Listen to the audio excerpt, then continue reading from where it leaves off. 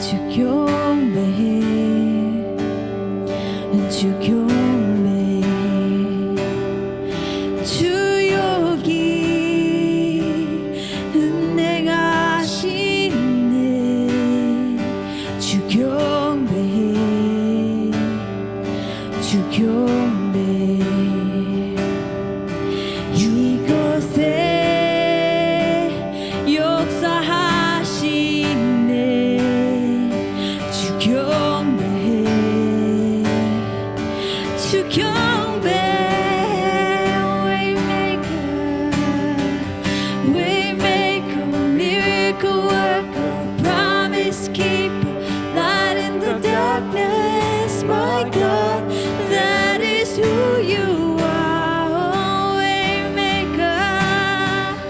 Waymaker, miracle worker, promise keeper, light in the darkness, my God, that is who you are. 주는 길 여는 큰 기적의 주 약속의 주 어둠 속에 비추는 나의 하나님 주는 길 여는 큰 기적의 주 약속의 주 어둠 속에 비추는 나의 하나님 주 여기 모든 마음을 만지시네 주 경배해 이곳에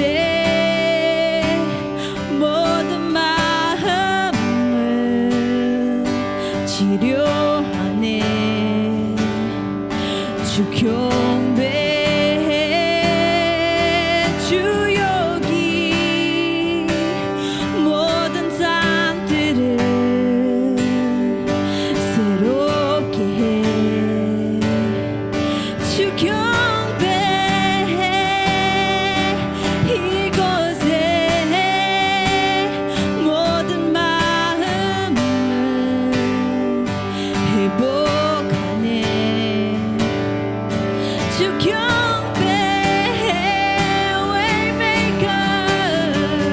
Waymaker, miracle worker, promise keeper, light in the darkness, my God, that is who you are. Waymaker, miracle worker, promise keeper, light in the darkness, my God, that is who you are. Even when I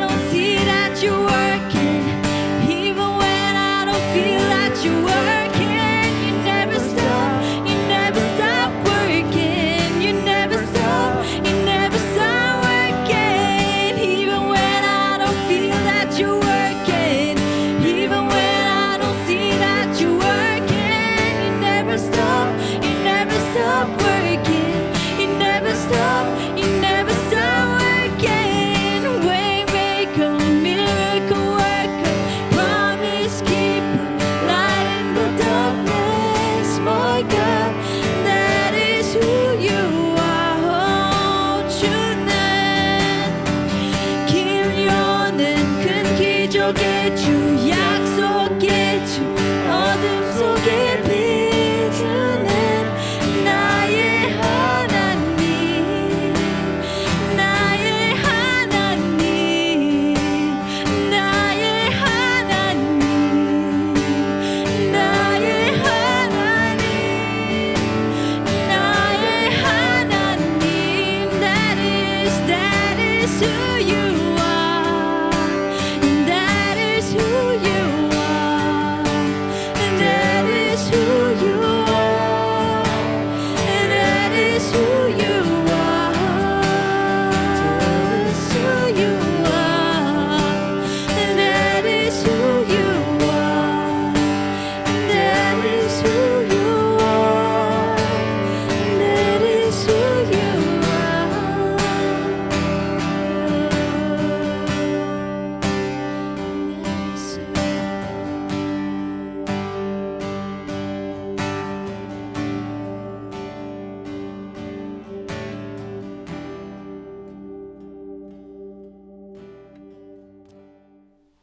할렐루야. 스위치애플에서 다시 여러분을 만나게 돼서 반갑습니다. 자, 오늘 우리에게 주시는 말씀은 고린도전서 14장 26절에서 40절까지 있는 말씀을 함께 살펴보기 원합니다. 우리 지난 시간에 이어서 고린도전서 여행을 떠나고 있습니다. 자, 오늘은 14장 전체를 살펴볼 터인데 그 중에 중앙에 되시는 말씀인 14장 26절에서 40절까지 있는 말씀을 함께 살펴보겠습니다. 자, 26절에서 40절까지입니다. 26절부터 한 절씩 저와 여러분이 나누어 읽도록 하겠습니다. 준비되셨으면 26절 제가 먼저 읽기 시작합니다. 그런즉 형제들아 어찌할까? 너희가 모일 때에 각각 찬송시도 있으며 가르치는 말씀도 있으며 계시도 있으며 방언도 있으며 통역함도 있나니 모든 것을 덕을 세우기 위하여 하라. 만일 누가 방언으로 말하거든 두 사람이 많아야 세 사람이 차례를 따라하고 한 사람이 통역할 것이요. 만일 통역하는 자가 없으면 교회에서는 잠잠하고 자기와 하나님께 말할 것이요. 예언자는 둘이나 셋이나 말하고 다른 이들은 분별할 것이요. 만일 곁에 있는 다른 이에게 계시가 있으면 먼저 하던 자는 잠잠할지니라. 너희는 다 모든 사람으로 배우게 하고 모든 사람으로 권면을 받게 하기 위하여 하나씩 하나씩 예언할 수 있느니라. 예언하는 자들의 영은 예언하는 자들에게 제재를 받나니 하나님은 무질서의 하나님이 아니시오 오직 화평의 하나님이시니라. 모든 성도가 교회에서 함과 같이 여자는 교회에서 잠잠하라. 그들에게는 말하는 것을 허락함이 없나니 율법에 이른 것 같이 오직 복종할 것이요. 만일 무엇을 배우려거든 집에서 자기 남편에게 물을지니 여자가 교회에서 말하는 것은 부끄러운 것이라. 하나님의 말씀이 너희로부터 난 것이냐 또는 너희에게만 임한 것이냐. 만일 누구든지 자기를 선지자나 혹은 신령한 자로 생각하거든 내가 너희에게 편지하는 이 글이 주의 명령인 줄 알라. 만일 누구든지 알지 못하면 그는 알지 못한 자니라. 그런즉 내 형제들아 예언하기를 사모하며 방언하기를 금하지 말라. 모든 것을 품 있게 하고 질서 있게 하라. 할렐루야. 주님의 은혜가 다시 한번 저와 여러분과 또 우리 교회 이 민족 가운데 풍성하기를 주의 이름으로 소원합니다. 엔돌핀과 아드레날린을 지난주 제가 소개해 드렸던 것을 기억합니다. 우리 몸에 엔돌핀이 더 많아질수록 우리가 건강해질 수 있다는 이야기를 했습니다. 요 근래에 엔돌핀을 능가하는 신경 세포 물질이 다시 발견되어졌다고 하죠. 많이 알려져 있긴 한데요. 엔돌핀의 4000배의 효과가 있는 다이돌핀이 발견되어졌습니다. 다이돌핀은 신경 호르몬인데요. 이 다이돌핀이 가장 많이 나올 수 있는 요인자는 크게 웃을 때라고 합니다. 그래서 크게 웃으면 그냥 웃는 게 아니라요. 하하 하고 박장대소 한다면 그리고 그래서 1분 동안 웃으면요. 다이돌핀이 우리 몸 안을 휘 감아 돈다고 하죠. 정확한지 모르겠지만 한 논문에 가면 1분 동안 크게 웃으면요. 8일을 더 산답니다. 여러분 우리 한번 8일의 생명을 연장해 볼까요? 준비되셨나요? Ready? 하하를 1분 동안 아마도 1분 동안 한다면 굉장히 좀 쑥스러울 것 같으니 한 잠시 동안만 웃어볼까요? 시작! 하하하하. 좀 쑥스럽습니다. 자, 그러나 우리가 이 신경세포의 다이돌핀이 새롭게 나와서 우리를 흥겹게 하고 우리의 삶을 더 풍요롭게 하는 것처럼 날마다 새로운 어떤 것들 또 나의 삶을 또 우리 삶을 풍요롭게 하는 것들을 매일마다 만날 수 있다면 우리의 삶은 얼마나 아름다울까요? 고린도 교회로 다시 여러분들을 초청합니다. 자, 고린도 교회에도 날마다 새로운 것들이 있었던 것 같습니다. 아마도 고린도 전서를 보내기 이전에 두 편의 편지를 바울이 고린도 교회에 보냈던 것으로 봐서 바울은 고린도 교회가 날마다 성장하고 때로는 또 성숙한 모습을 보며 흐뭇해했을 것 같습니다. 그러나 고린도 전서 전체 내용을 우리가 살펴보는 중에 알 수 있는 성찰과 깨달음은 고린도 전서의 대부분의 내용은 마지막 16장 중간 이후를 제외하고는 대부분 바울이 고린도 교회를 가르치거나 교훈하거나 때로는 격한 마음으로 책망하기까지 하는 모습으로 관철되어 있습니다. 이런 것을 보면 고린도 교회는 어떤 행동에 또는 믿음에 수정이 분명 필요했던 것 같습니다. 교훈이 주를 이루는 것 같습니다. 2017년 4월 28일부터 전국 19세부터 69세까지 약 한 1000명의 사람들 대상으로 한국 사람입니다. 부모 세대와 자녀 세대 간의 인식 조사 차이를 설문조사했습니다. 온라인 조사였고요. 첫 번째 질문이 이런 것이었습니다. 한국의 부모님들에게 이야기했습니다. 청소년 이상을 둔 부모들에게 이런 질문이죠. 다시 태어나도 내 자녀의 부모로 다시 태어나고 싶은가? 일단 질문입니다. 몇 퍼센트나 나왔을까요? 혹시 여기 계신 또 방송을 보신 부모님들은 지금 있는 자녀가 그래 나는 이 자녀가 내가 다시 태어나도 내 자녀로 삼고 싶어. 네, 저는 여기에 대해서 동의합니다. 100%. 그래. 뭐 제 자녀가 좋아할지 안 좋아할지 모르겠지만 69%가 나왔습니다. 약간 저의 기대와는 좀 의외의 결과가 나왔습니다. 그래도 한 90% 이상 나오지 않을까라고 생각을 했지만 역으로 질문했습니다. 자녀들에게 다시 태어나도 지금 여러분의 부모와 한 가족이 되고 싶은가에 대한 질문엔 자녀들은 65%가 나왔죠.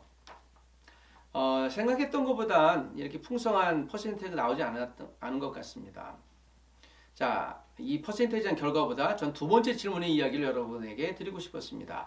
가족이란 그냥 이 질문을 했습니다. 가족이란 무엇인가? 여기에 세 가지의 가장 많은 답변이 올라왔는데요. 하나는 힘이 되는, 또 하나는 없어서는 안 될. 가장 많은 답변을 한 것은 무엇일까요? 가족이란? 여러분 한번 대답해 보시겠습니까? 가족이란? 네, 바로 그겁니다. 가장 많이 답을 한 것이 편안함이라는 답을 했습니다. 편안함. 자, 이 말 속엔 내가 가족, 내 부모, 자녀 이들을 만날 때마다 부담이 아니라 그냥 편한 거죠. 편하다라는 말 속엔 내가 뭔가 감추거나 또는 뭔가 숨기는 것이 있는 것이 아니라 그냥 무장해제하는 거죠. 그냥 나를 다 이해하는 것이죠. 뭐 그런 존재입니다. 가족이란 그런 존재인 것 같습니다. 교회 공동체 또한 영적인 가족이죠. 나의 교회, 나의 공동체를 생각할 때 혹시 여러분들은 저는 어떤 답을 할 수 있을까요? 나의 교회는, 나의 공동체는 여기 한번 우리가 답을 해볼 수 있길 원합니다.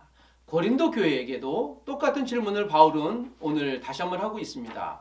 고린도 교회는 어떤 교회인가요? 라고 퀘스천 마크를 던지며 그들에게 다시 한번 질문에 또 생각의 시간을 하고 있습니다. 분열의 고질적인 문제 앞에서 이 하나된 공동체의 역동성을 회복하기 위한 바울의 간절한 소원함이었습니다. 거룩한 영적 지식은 무엇일까요? 고린도 전서를 1장을 시작하며 바울은 고린도 교회가 많은 은사가 있고 지식도 풍부했다라는 것을 1장에 말씀하며 고린도 교회를 칭찬합니다. 이거 역설이죠. 칭찬이라기보다 당신들이 그만큼 많은 가진 것을 있음에도 불구하고 왜 교회가 분열이 되고 또 교회가 교회답지 못할까라고 하는 역설적인 강한 질문인 것입니다. 자, 여기에 우리가 14장을 다시 한번 14장을 통해서 바울의 답을 우리가 찾아보기를 원합니다. 12, 3, 4장은 하나의 테마로 이루어져 있다라고 말씀을 드렸습니다. 그리고 12, 3, 4장을 하나의 주제로 보아야 그 다음 15장의 이야기가 수납이 되고 이해가 되고 해석이 되어집니다. 12, 3, 4장이 끝난 다음 마지막 부활에 관한 왜곡된 시각, 조금 더 이 고린도라고 하는 도시에서 이 아테네 철학, 그리스 철학이 창궐했었던, 그렇게 짓눌려 살았던, 아주 찌들어 살았던, 육신은 악하고 영은 선하다라고 하는 이런 이분법적인 고린도에서 태어나면 그냥 보편적으로 그걸 배웁니다. 독도는 어느 나라 땅이요? 우리나라 땅입니다. 마치 여기가 똑같은 것이죠. 옆에 다른 나라 땅이라고 한다면 눈총 받습니다. 이것 역사적으로 맞는 것이죠. 마치 이런 그냥 보편적인 또 정당한 질문과 또는 답과도 같은 것입니다. 자, 이런 지식이 필요했는데요. 그러나 이런 지식뿐만 아니라 영적인 지식, 고린도 교회가 가져야 될 영적인 지식은 무엇일까요? 13장에서 사도 바울은 사랑이란 무엇일까? 고린도 교회가 많은 은사가 풍부했으나 사랑이 없는 모든 은사 중에 은사인 사랑을 다시 한번 갖기를 원하고 또 그렇게 가져야만 고린도라고 하는 교회의 공동체를 회복하고 유지하고 나아가서는 고린도라고 하는 전체적인 철학적인 도시에서 하나님의 공동체로 생존할 수 있는, 서바이벌 할 수 있는 힘이다라고 하는 것을 말씀하고 있습니다.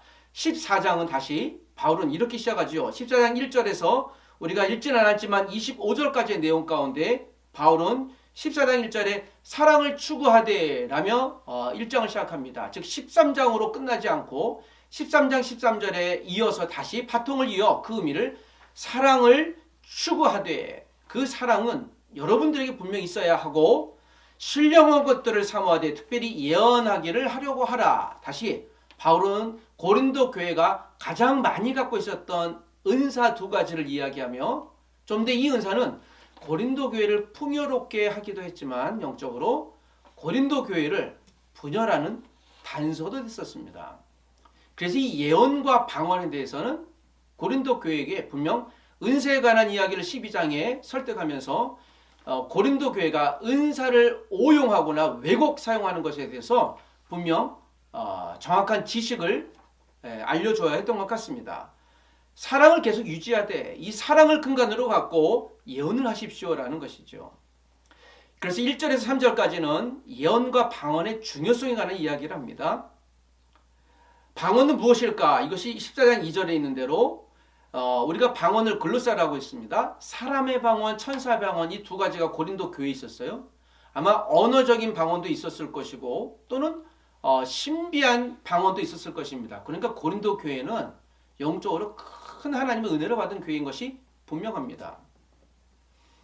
그리고 이 방언을 말하는 자는 사람에게 하지 아니하고 하나님께 하나니라고 하면서 방언의 사용법 또는 방언의 목적에 대해서 이야기를 합니다. 방언은 개인을 위한 것이에요. 개인의 유익을 위하여. 그리고 이 방언을 또 이야기하고 3절에 보면 예언하는 자는이라고 합니다. 그래서 2, 3절은 방언과 예언, 이제 14장 마지막까지 바울이 비교하고 싶었던 방언과 예언의 목적에 대해서 이야기를 합니다. 3절에 보면 예언은 사람에게 말하여 덕을 세우며 권면하는 것이다 라고 합니다. 예언의 목적은요, 덕을 세우는 데 있는 것을 보게 되어집니다. 덕. 그래서 이 덕이라는 말이 계속 나와요. 4절에도 교회의 덕, 5절에도 교회의 덕, 12절에도 교회의 덕, 17절에도 덕이 나옵니다. 그리고 26절에 오늘 본문에 다시 덕이라는 말이 나옵니다. 이 덕을 두 가지로 사용하는데 개인의 덕, 교회의 덕, virtue라는 말을 쓰잖아요. 이 덕이라는 말은 이 당시 고린도 교회에서 교회가 기록될 당시, 전서가 기록될 당시에 철학적인 사조 스토아 학파 또는 에피쿠로스 학파가 가장 많이 갖고 있었던 철학 개념이기도 했습니다. 저도 이 철학에 대해서 통찰하지 못했지만 그래서 공부를 할 수밖에 없습니다. 에피쿠로스 학파는요, 통찰의 능력을 덕이라고 봤어요. 그러니까 꿰뚫는 능력. 그리고 스토아 학파는 사도행전에 나오는 스토아 학파는 흔들림 없는 이성, 즉 이 이성이 최고라는 거. 스토아 학파는 누군가 설득하는데요, 말을 잘하는 거예요. 이것이 이 당시 고린도 쪽에 굉장히 많았어요. 그래서 고린도 교회 성도들 보고 코린티안이라고 하는 의미는요, 여러 가지가 있는데요, 말 잘하는 그런 의미도 있어요. 사람들에게. 고린도 사람들하고 말싸움하면요, 이길 수가 없어요. 그래서 야, 쟤 고린도 같아, 고린도 사람 같아 하면 말 잘하는 사람 또는 뭐 음란한 사람, 과역한 사람, 그런 뜻이 있었던 거죠. 그 중에 하나입니다. 여러분, 우리 고린도 교회 같은 사람이 되지 않고요, 겸손한 사람 되기를 원합니다. 그 당시에 덕이라는 것이에요. 그래서 이 덕 개념이 가감하지 않고 고린도 교회 안에도 있었던 것 같아요. 그러니 이 철학적인 지적인 것이 굉장히 많이 고린도 교회에서 회자됐을 것이고, 또 이 통찰의 능력, 뭔가 꿰뚫는 능력, 사람들을 설득하는 이런 능력이 많았던 것 같아요. 사람들을 서로 설득하려다 보니 무엇이 많았겠어요? 다툼이 많았죠. 내가 최고로 가는 것이죠. 그러다 보니까 주장이 많으니 무엇이 많을 수밖에 없어요. 또다시 얘기하는데요. 파당이 또 생기는 거죠. 예, 이 고린도전서 설교할 때마다 계속 이 파당의 이야기를 하는데 끝까지 나옵니다. 이 고린도 교회에 보이지 않는 문제라고 그랬습니다. 자, 다시 이 방언에 관한 또 예언에 관한 문제를 제기하면서 4절에서 19절까지는 방언의 사용처에 대해서 나와요. 이 용처는요, 덕을 위한 것입니다. 그런데 이것이 고린도 안에 있었던 도시의 덕과는 다른 덕이에요. 이 덕을 NIV 성경에는 뭐 benefit이라고도 하고요. 이것은 이제 유익이라고 표현하기도 하는데요. 하나님 나라 공동체를 위한 덕, 유익과 세상을 위한 또 개인을 위한 유익은요, 전혀 차원이 다릅니다. 그래서 방언과 예언, 은사 자체도 우리가 어떻게 사용할 것인가에 대한 문제예요. 12장에는 은사를 주었다면, 은사를 나열했다면 14장에는 그래서 은사를 어떻게 사용할 것인가에 대한 문제입니다. 여러분, 우리가 돈이 많은 것이 좋은가요? 돈 있으면 행복해지나요? 목사님, 우리가 믿음이 충만해야죠. 여러분, 그러나 저도 돈만 있으면 좋습니다. 더 행복해지고 싶습니다. 뭐 그런 마음도 있긴 합니다. 물론 돈이 다가 아닌데요. 굉장히 중요한 수단이에요. 마치 그와 비슷한 것이에요. 우리에게 은사가 많은 건 좋아요. 그런데 중요한 것이 무엇일까요? 그것을 어떻게 사용하느냐예요. 은사는 누구로부터 온 것인가요? 카리스마, the gift by God. 하나님에 의해 주신 것이에요. 그렇기 때문에 이것을 하나님이 주신 이유가 있어요.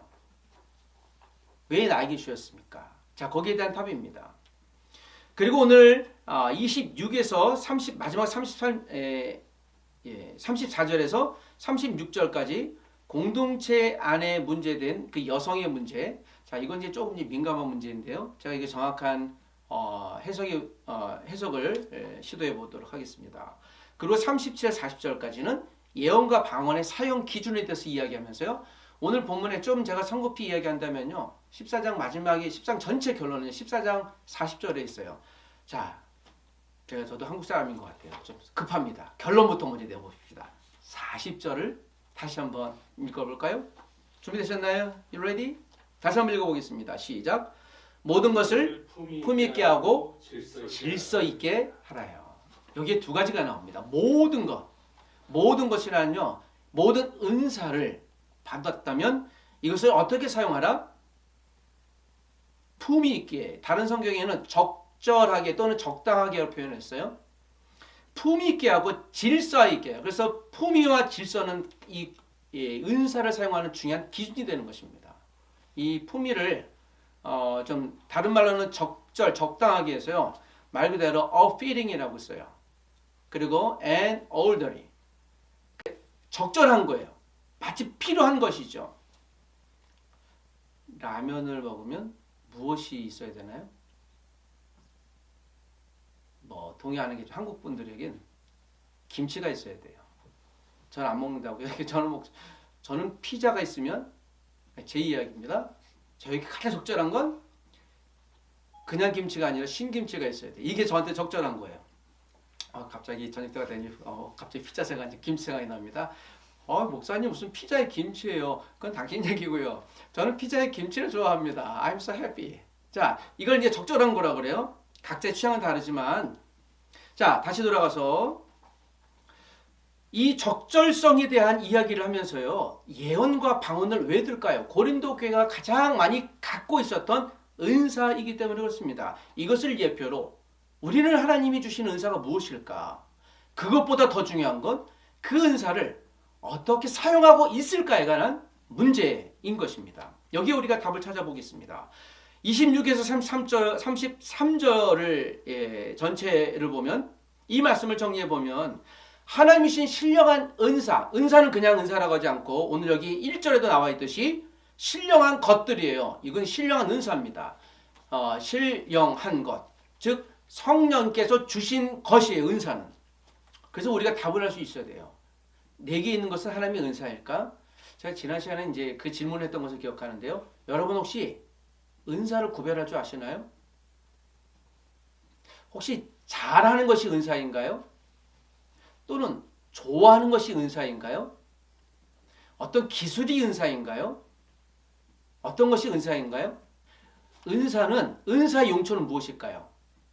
아까 40절인 대로 적절성과 또 질서예요. 이 질서는요, 위에부터 너 해 그러면 네 알겠습니다. 그 질서가 아니라 공동체를 위해 마땅히 내가 사용하고 있는가에 대한 질서예요. 우선순위에 대한 질서인 것이죠.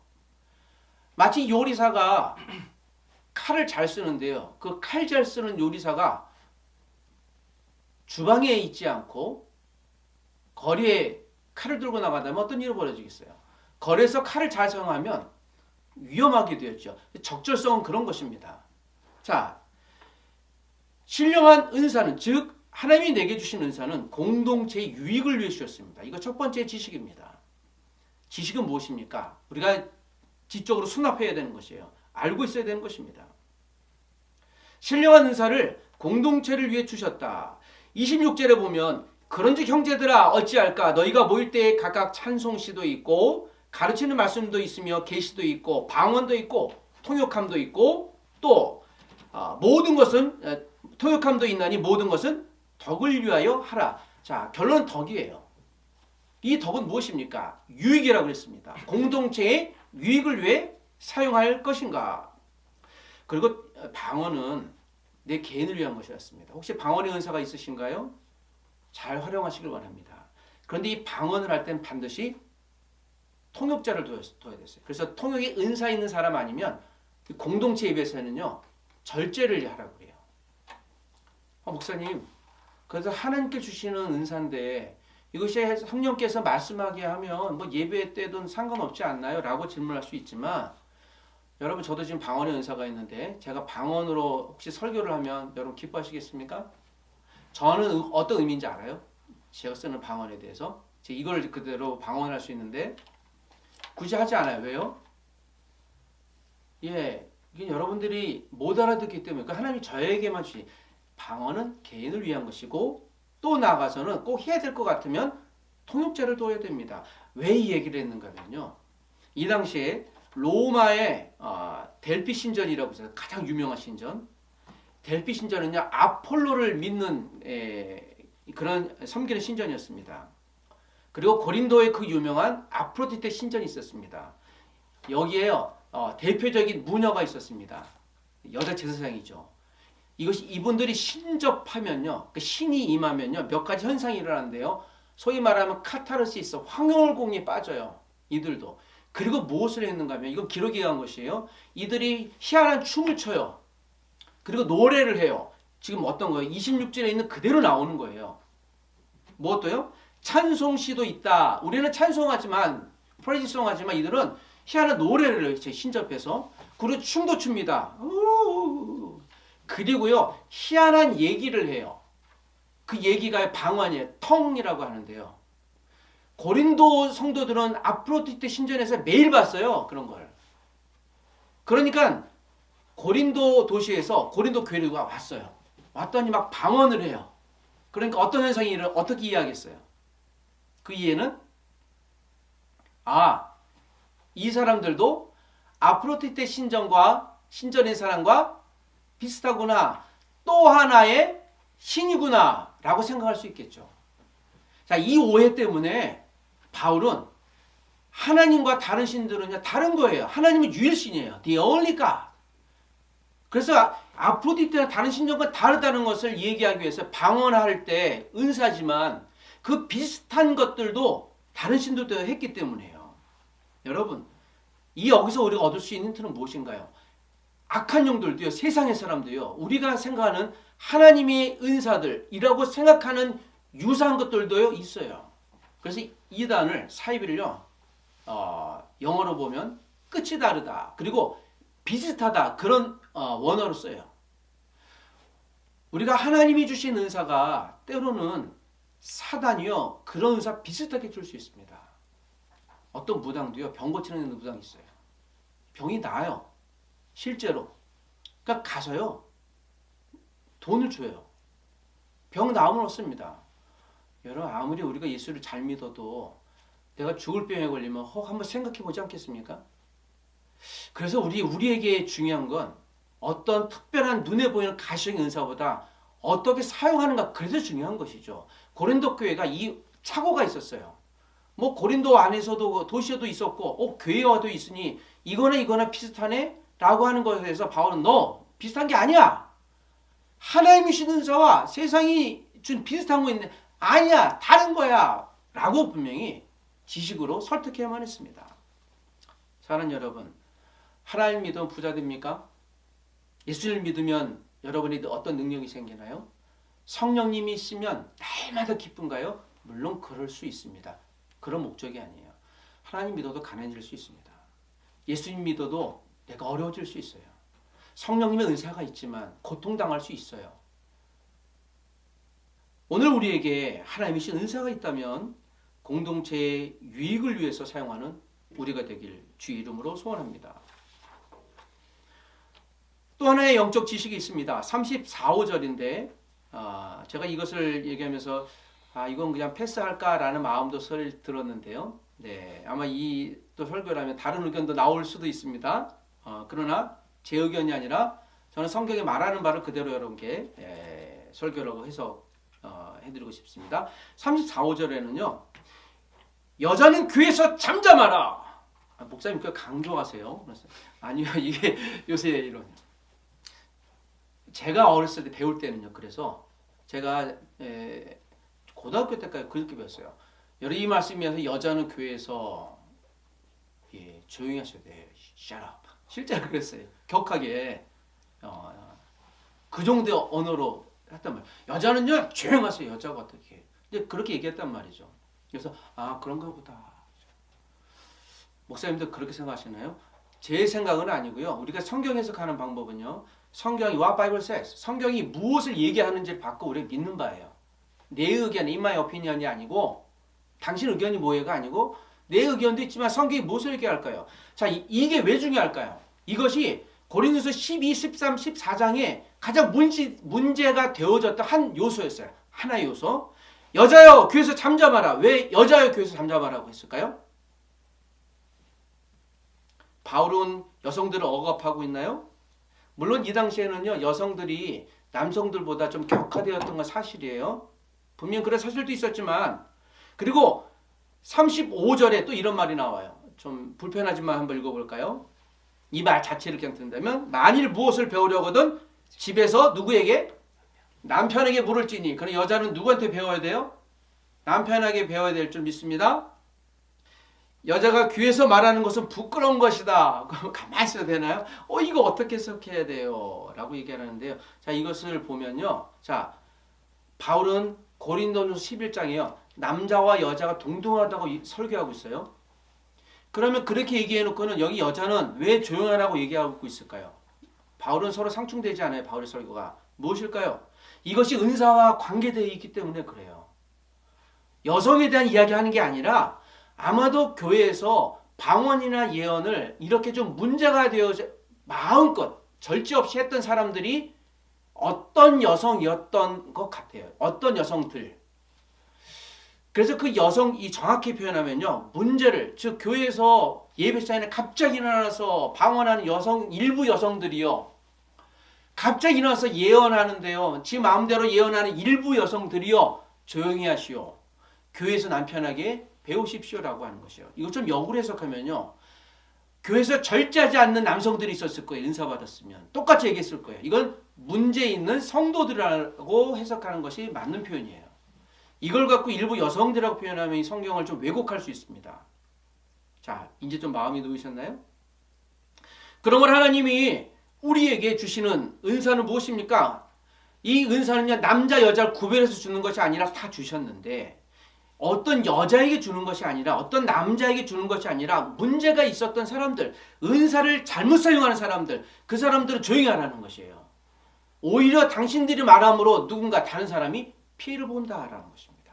은사는 절제를 통해 풍성해집니다. 절제는 은사의 옷과도 같아요. 옷, 우리는 어떤 옷을 입고 있나요?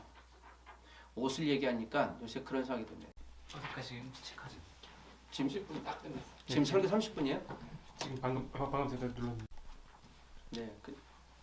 잠깐 꺼. 다시. 네.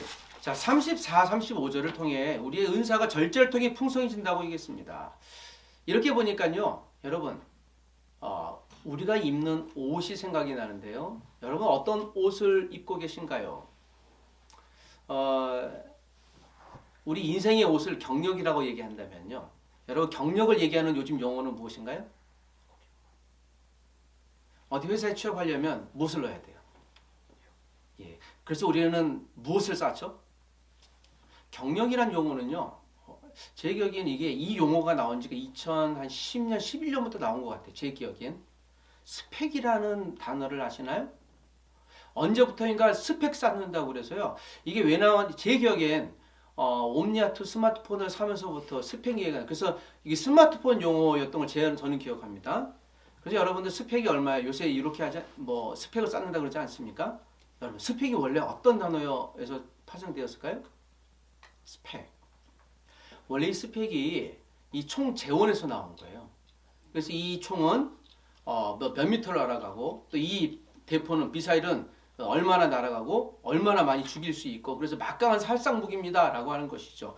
스펙이라는 것이 무기 용어였습니다. 근데 갑자기 이것을 우리가 어느 순간인가 사람에게 적용하는 거예요. 당신 스펙이 얼마요? 그러면 당신 몇 명이나 죽을 수 있어 라고 하는 우리도 알게 모르게 그래서 제가 우리가 한 단어 쓰는 것마다 그 단어에 있는 어떤 사상들을 수용하는 건데요. 야, 참 조심해야 되겠다. 그래서 저는 다시 그렇게 생각을 합니다. 그냥 경력이란 말을 쓰자. 여러분이 경력을 개발합시다. 마치 우리도 모르게 이런 옷을 입고 있는 것과 같아요. 여러분 세상의 옷이 스펙이고 전투적이고 누굴 죽이고 살아야 된다면 교회의 옷은 무엇이겠습니까? 여러분 은사가 스펙이 아니에요. 교회의 옷은 절제예요. 그리고 사랑입니다. 이것이 모든 은사의 옷이고 어머니와도 같은 것이죠.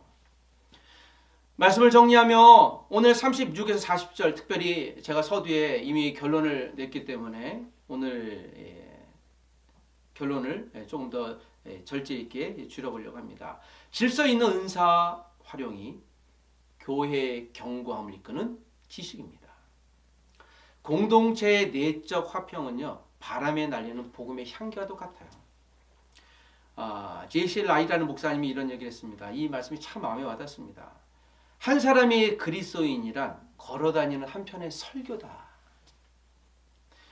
그들은 실제로 목회자가 전하는 주일에 전하는 것보다 훨씬 더 많은 설교를 일주일 동안 하고 다닌다. 제가 이 말에 굉장히 감동이 됐습니다. 우리가 쓰는 언어, 모습, 태도 이 하나하나에 우리 향기가 있는 거예요. 저도 참 조심해야 되겠다는 생각을 합니다. 그래서 갑자기 화가 나면 에이씨 막 하고 그런 모습이 있어서 막 고민이 듭니다. 여러분 저와 여러분요 걸어다니는 복음이에요. 복음의 향기가 난답니다. 하나님이 공동체의 역동을 위해 주신 특별히 고린도 교회 성장과 성숙을 위해 주신 은사를 물론 고린도 교회가 이제 막 잘하는 교회이기 때문에 좀 오용하거나 잘못 사용했던 것 같아요. 그래서 바울은 애정 있게 오늘 14장을 편지하고 있습니다. 사랑하는 가족 여러분, 하나님이 우리에게 준 은사가 무엇인지요? 성령님이 우리에게 주신 은사를 또 온전히 활용하고 있는지요? 이 세상에 주신 은사 가운데 최고의 은사는 예수님이 나를 위해 십자가에 죽으셨고 또 부활하셨다는 사실, 그리고 그 예수님의 십자가를 좇아서 또 나의 십자가를 기꺼이 지려고 애쓰는 바로 그러한 주님의 제자들, 그런 섬김과 또한 희생의 모습을 갖고 있는 그런 분들이 아닌지요. 오늘 사랑하는 가족들이 다시 한번 우리에게 주신 은사를 공동체를 위해 주님을 위해 사용할 수 있게 되기를 주 예수 그리스도의 이름으로 축복합니다.